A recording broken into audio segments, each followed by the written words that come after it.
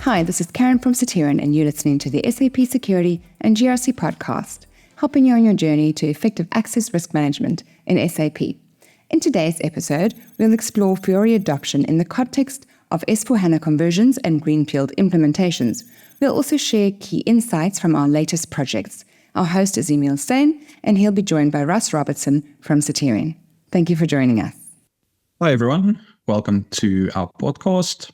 In today's session, we are going to talk about S/4HANA, S/4HANA conversions, companies going through a Greenfield implementation, and then also what have we learned from our most recent projects. So I'm joined today by my colleague, Ross Robertson. Welcome, Ross. Thanks, Emile. Happy to be here. Let's get started. So what we have seen is that a lot of companies are either going through a conversion or going through a Greenfield implementation, and they would like to adopt Fiori as part of that project. But we see a lot of companies struggle with that process to kind of identify what are the apps that they should be using. So, Ross, if I can put it to you, we are more from a security focus and authorizations and access, but what can we do maybe from a security perspective to assist organizations in this decision-making process? Of course. Thanks, Emile. So I think in our experience from a security side of things, there's been quite a varied approach between organizations and who takes up the responsibility of the management and the ongoing maintenance of a SAP Fiori solution. So I think any organization, if they had all the time and all the resources in the world, then they could end up at some point with a solution that is very well tailored to the organization's requirements. However, in the real world, not every organization has such luxuries. There are often quite strict deadlines with these conversion projects or these implementation projects. So and it's not just the Fiori adoption. That's not the main focus of the project. It's, of course, the conversion as a whole. So the organization needs to keep track of a whole lot of moving parts whilst ensuring that the adoption of these new applications is taken up as well. So at least in our experience, smaller organizations, they tend to look to the security and basis teams for assistance with the management of the Fiori applications in the environment. So, of course, then the responsibility of identifying these new apps sits with these teams as well. So it's quite a task for a technical authorizations or basis resource to look at a list of some 16,500 Fiori applications and go back to the organization to say, this is what you're going to need for your day-to-day processes. So thankfully, SAP has provided us with the Fiori SAP recommendation tool from the Fiori apps library. And what that is it will take a unique list of all the transaction codes that are currently in use in the system, and then it will run it against a few criteria and basically put out a list of comparable SAP Fiori applications based on either criteria of that application having a direct match to one or more of the transaction codes that are currently in use, or identifying Fiori apps from the same SAP components that the transactions currently in use are part of. So that helps quite a bit. So just as an example, a pretty standard organization using about 1,500 transaction codes, we will typically see thereabout the same number of Fiori apps recommended from the Fiori apps library. The challenge there, of course, is to go through 1,500 Fiori applications and do a kind of use case scenario for the organization and whether or not it's actually going to provide any benefit. That's a entirely different task on its own. So whether the organization is large enough to have a designated Fiori team to go through that, or perhaps doesn't have the luxuries available to them for that, and that rather sits with the more functional teams, the business analysts, key users within the organization. I think in any scenario, looking through 1,500 Fiori apps to understand a use case for them is going to be quite a task. So to cut that down further, we need to consider perhaps maybe the frequency of use of these old transaction codes. So how often are these transactions being used versus those that are not being used as often, or maybe just used in a very small few scenarios. Is that Fiori app going to actually provide much benefit to the organization? So an example of that would be certain transaction codes that are used by 80% or more of the business, perhaps managing purchase orders or requisitions, that used by a whole lot of users. Obviously, statistics available to the security and basis teams from the security audit logs, understanding that, yes, these transactions are used by a wide array of business users, as well as very often, as well as these Fiori apps. And then considering that these Fiori apps having capabilities through things like mobile devices, does that then very clearly offer the business a benefit to the current state of using the SAP GUI to manage these things, empowering the employees to use these applications in more places to kind of break the boundaries of sitting at your desktop at work, doing the processing, etc. So I think that's a very big task, maybe more easier said than done. But I think a very big focus needs to go into the discovery phase of these applications, understanding the options available to you, and of course then considering what do we do when we don't have something like a transaction history available to us. For example, like a Greenfield's implementation. Thank you for that, Ross. I think you make a great couple of points there. So if we, for instance, from a security perspective, we can only provide so much information to assist the decision making, but ultimately we need to rely on the functional consultants to tell us whether that specific application will actually address the business need and will actually bring improvement to the organization. I've been from a personal perspective, I've always been, quite outspoken about don't just change for the need of change, but it must actually provide benefit to the organization. Otherwise, just stick with your historical transaction code if it's not going to actually provide any change to your organization. So you already made mention there of the Greenfield implementation. So with that, there's obviously many different, not any statistics. So companies will rely very much on what the functional consultants will tell them that will address the specific business process needs, where with the conversions, we've at least, which is more the information you've just given us already. So if we then look at the role design in general, so when you're looking at incorporating Fiori, maybe might be a few things to consider. So can you maybe speak to that a bit and just tell us, when including Fiori into your design, what are the things to look out for?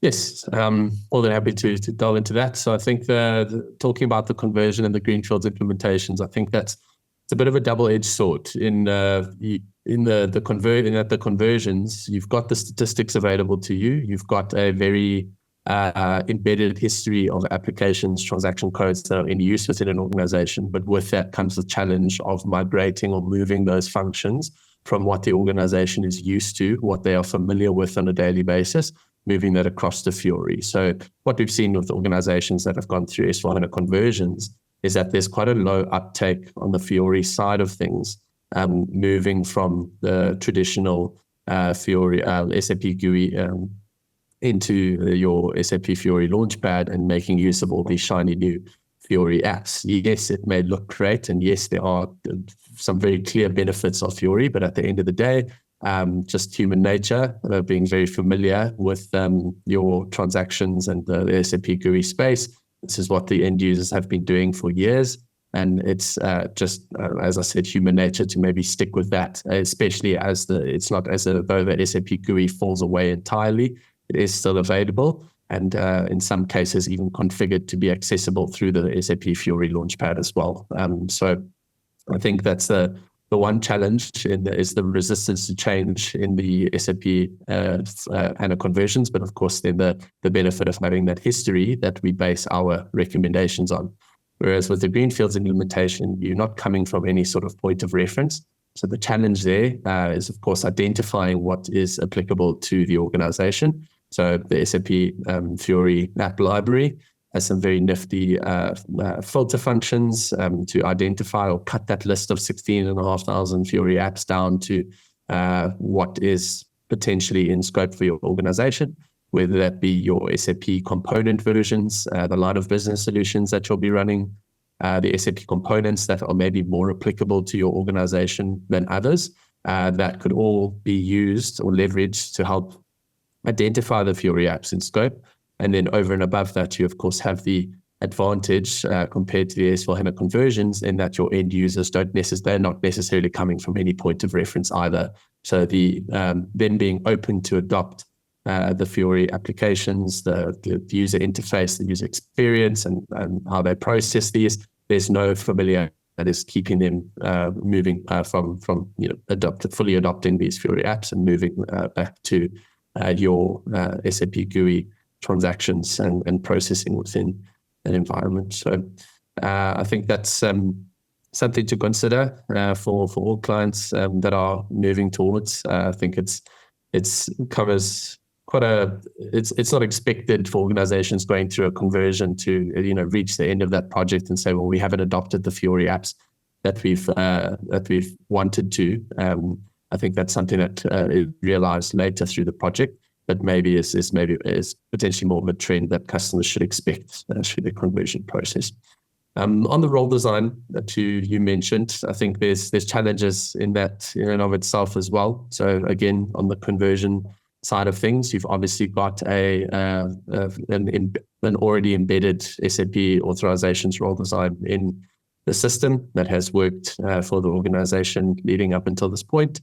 The question then is, of the Fiori apps that we are going to be implementing, how easily do they fit into? Are we looking to include them in the existing role design?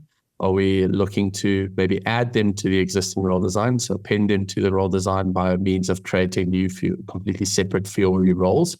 Or do we take this as an opportunity to completely scrap the role design and kind of approach the S4 role design using the S4 best practice standards and do a role redesign to build everything from the ground up whilst incorporating your new Fiori selections? So obviously a lot of benefits that come along with that. The risk of changing your existing role design or sticking with your existing role design, of course, carries quite a few risks along with it. So whether that be your actual SAP access risk or the segregation of duties, or critical permission risks, catering for those in the role design, whilst also now considering adding new Fiori elements to that role design, whether or not it enables any of those SODs, or along with S4HANA comes the new licensing metric. So keeping that in mind, each Fiori app is essentially going to be contributing its own license classification to the role design as well.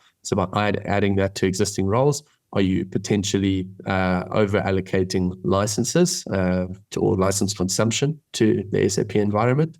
So that's a big consideration as well. And then, of course, the user experience, the mix between your GUI and Fiori app experience. What kind of balance are we looking for in a conversion project whereby we make it as easy as possible for the users to either flow between both or maybe stick to one or the other? So I think that's good things to consider in your role conversion approach. Of course, the Greenfield's implementation, the benefit there is that you are starting from scratch from the beginning. So there's a lot of tips and tricks that we can maybe recommend to organizations that are going through or looking to adopt SAP S4HANA, as well as including SAP Fiori within that, that you can use for your what is effectively a role redesign, but obviously not redesigning, but designing in your Greenfield implementation to make sure that you put something in place that is going to be suitable for the years to come. Thanks for that, Ross. before we maybe jump to some of the tips that you can provide organizations, I think maybe just one of the points I'd like to add on the previous topic where you talked about risk and also the impact on licenses. So I think what we have seen over the years is a lot of companies will go with a specific role design that might be fit for purpose at the time of go live, but organizations change, users get additional access, and not all role designs actually allow for easy remediation of access. And that will now be for remediation of segregation of duties, remediation of the critical access risk, but then also now with actually adjusting the licenses that's associated with that access. So with that being said, what are some of the tips that you can give organizations that are looking at a design for their environment and for their S4 conversion or Greenfields implementation? Yes, be more than happy to go through some of our experiences and maybe give anyone watching some guidance on what to look for and what to look out for in your role designs, either through your S4 conversions or your S4 implementation. So I think first and foremost, the flexibility of the role design, or approaching it from a modular sense, in that especially considering the new licensing metrics, you need to have the ability to have each user authorized to what they should do, not only to what they can do, but also what they should be doing. So it's not just from a risk perspective anymore, from a segregation of duty. We want to prevent fraud. We want to mitigate the risk of misstatement and other issues relating to segregation of duty or SAP access risk, but also from the licensing component, something that can have a very material impact on the organization very quickly. We want to make sure that the role design is catered to classify the users, not only to what they are doing in the organization, but what they should be doing in the organization through your control activities like user access reviews. I think with this new S4 landscape comes a license review. Make sure your licenses are applicable to the users that have those classifications. When we identify remediation activities, whether that's from a risk point of view or from a licensing point of view, the role design needs to cater for any remediation activities as far as possible.